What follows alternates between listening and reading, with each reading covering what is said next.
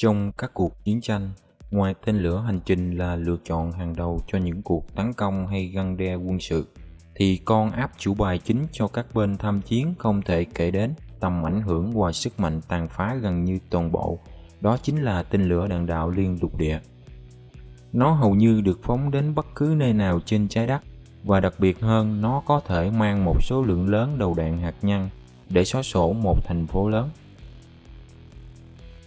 Trong vài năm trở lại đây, tình hình chiến sự căng thẳng giữa hai bên Mỹ và Triều Tiên đều đặt tình trạng hai thủ đô Washington và Bình Nhưỡng đều nằm trong tầm ngắm tên lửa liên lục địa của các nước này.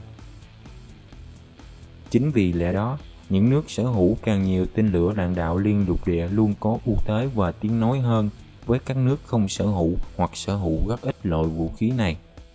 Trong video ngày hôm nay, chúng ta sẽ cùng nhau phân tích vì sao tên lửa đạn đạo liên lục địa có sức mạnh như vậy nhé.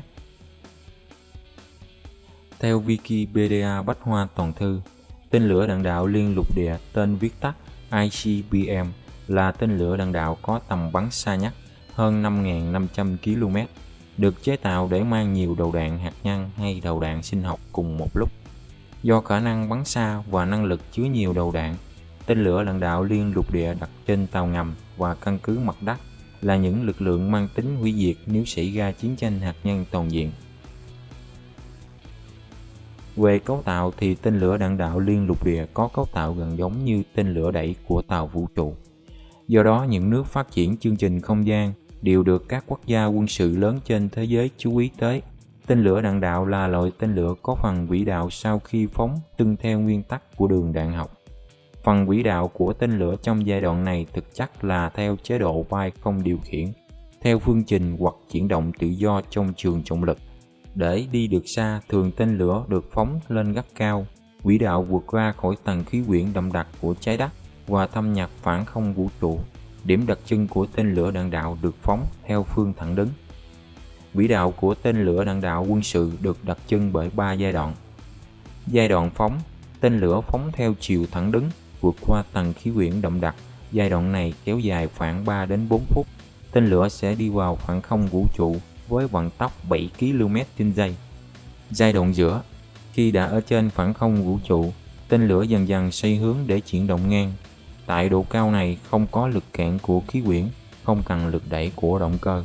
Tên lửa gần như bay theo một quỹ đạo hình elix và đạt đến độ cao 1.200 km. Giai đoạn này kéo dài khoảng 15 đến 25 phút tùy theo tầm bắn của tên lửa. Sau khi đạt độ cao tối đa, các đầu đạn sẽ được phóng ra, phần còn lại của tên lửa hết tác dụng. Sau đó đầu đạn mất dần độ cao và bắt đầu thâm nhập tầng khí quyển. Giai đoạn lao xuống mục tiêu. Bắt đầu từ độ cao 100 km, đầu đạn đi vào khu vực mục tiêu. Càng ngày vĩ đạo càng mất dần chuyển động ngang và cuối cùng lao xuống theo phương thẳng đứng. Giai đoạn này chiếm khoảng 2 phút và kết thúc khi chạm mặt đất với tốc độ khoảng 4 km/giây.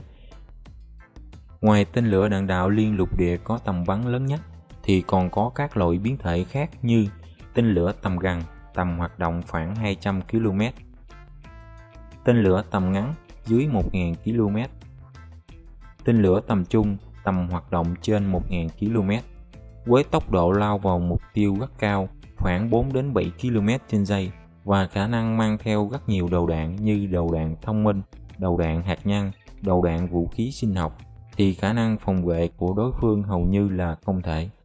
Phương án phòng vệ duy nhất là phát hiện đường bay của tên lửa càng sớm càng tốt, trước khi nó bước sang giai đoạn lao vào mục tiêu cách mặt đất 100 km. Sau đó dùng một loạt tên lửa đạn đạo khác để bắn hạ, hay sử dụng vũ khí laser. Đây cũng chính là phương pháp mà hệ thống phòng thủ tên lửa của Hoa Kỳ đang áp dụng. Video của chúng ta đến đây là kết thúc rồi. Nếu các bạn có những thắc mắc hay đóng góp gì, vui lòng để lại một phần bình luận bên dưới nhé. Nếu các bạn thấy video này hay và hấp dẫn, hãy để lại một like, chia sẻ. Nếu các bạn không thích video này, hãy nhấn nút dislike. Những đóng góp của các bạn mình rất trân trọng. Chào tạm biệt và hẹn gặp lại các bạn trong video tiếp theo. Đừng quên nhấn nút đăng ký theo dõi kênh để xem những video mới nhất nhé.